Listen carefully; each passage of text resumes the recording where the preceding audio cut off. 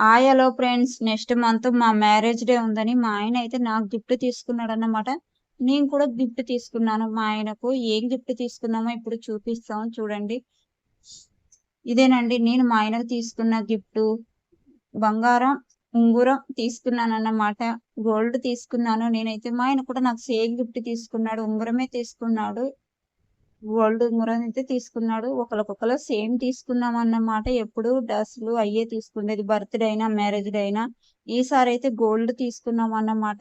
Next month కదా marriage day, ఇప్పుడే ఎందుకంటే మా ఆయన అయితే వినలేదు, ఇప్పుడే తీసుకోవాలని తీసుకున్నాడు అన్నమాట. ఇందులో ఏది నచ్చిందో కామెంట్ చేయండి, లైక్ చేయండి.